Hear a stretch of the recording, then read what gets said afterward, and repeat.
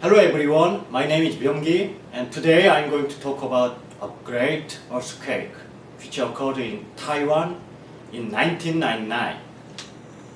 So the title of my presentation is More Than Just a Natural Disaster, the case of Taiwan 921 earthquake.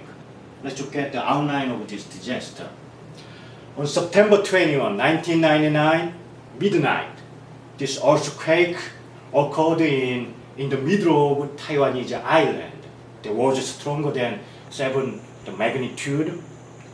So 2,000, more than 2,000 people killed and almost 9,000 people were injured. And more than 100,000 houses and buildings were totally or partly destroyed. So the cost of damage was about 14 billion US dollar, and there was about 3.3% of Taiwanese GDP at the time. Then let's look at the background and history of Taiwanese natural disaster.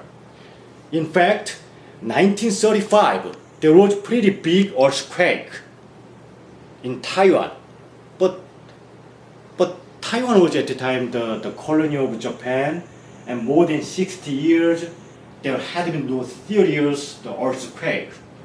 So Taiwanese central and local government didn't have so much the experience and training, expertise, how to handle such a big earthquake. They were familiar with typhoon, but not earthquake. Now let's look at some implementation organization in Taiwan government. Taiwanese government has one supervising council named Central Hazard Mitigation Council. And this council is some temporary and nominal committee. Some related ministers were supposed to belong to this council, but they didn't have strong leadership and expertise to handle such a great disaster. And one of the problems of Taiwanese government was the disaster management had been distributed to several ministries. For example, Ministry of Economic Affairs, they had the authority handling floods.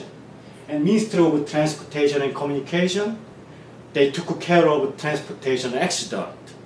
So after happening the earthquake, actually the National Fire Administration was the only agency which was in charge of the response and rescue and recovery operation. So after experiencing this earthquake, all of the Taiwanese officials and citizens realized that means everybody's business is nobody's business. That affected to some institutional progress after the accident. Let's move on to the participation and overseas help. After this, the earthquake occurred, almost 20 countries sent their rescue team or financial support. But there was some sensitive issue.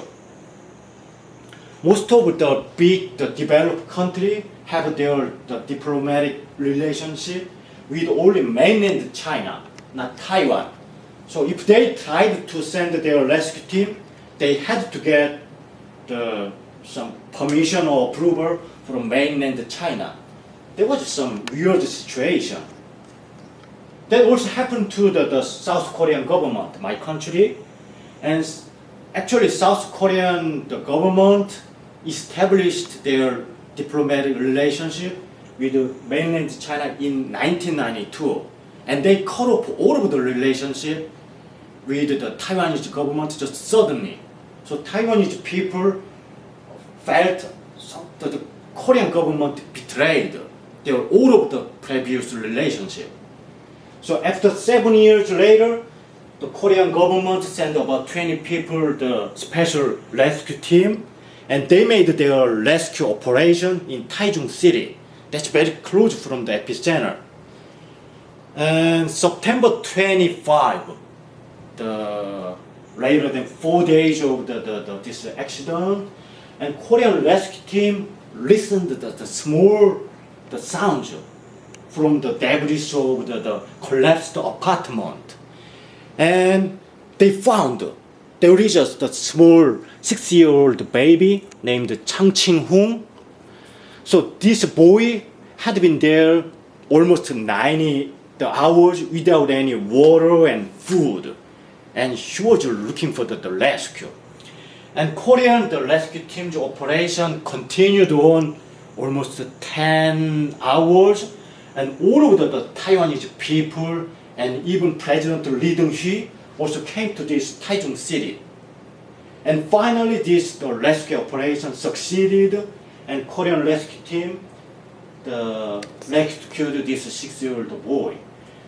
And after watching this miraculous event, and Taiwanese people made some kind of the emotional reconciliation with Korean government and Korean people. So there was a really unforgettable moment in this accident. Let's look at the final conclusion.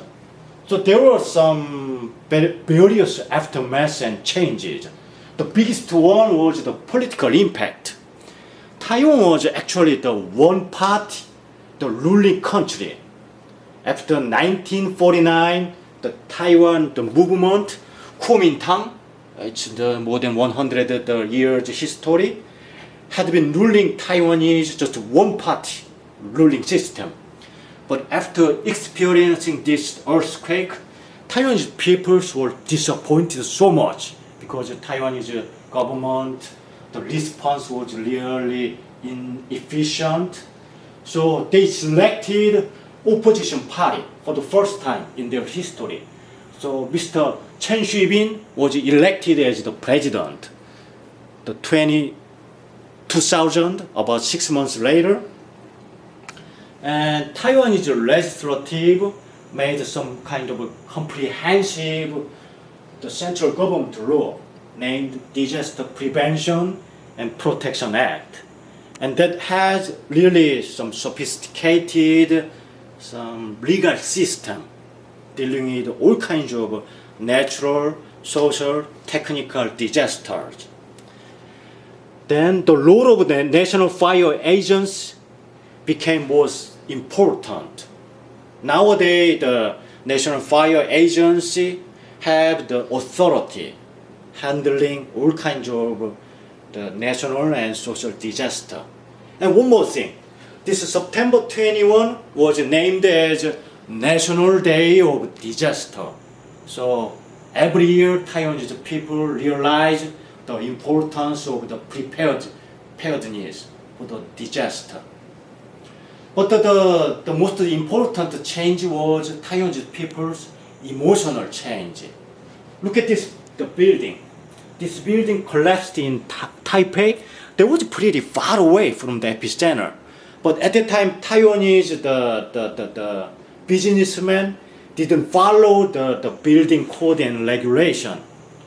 But after this, the 9/21, the earthquake, Taiwanese people tried to follow and obey all of the regulation and building code because they realized the importance of the security and safety.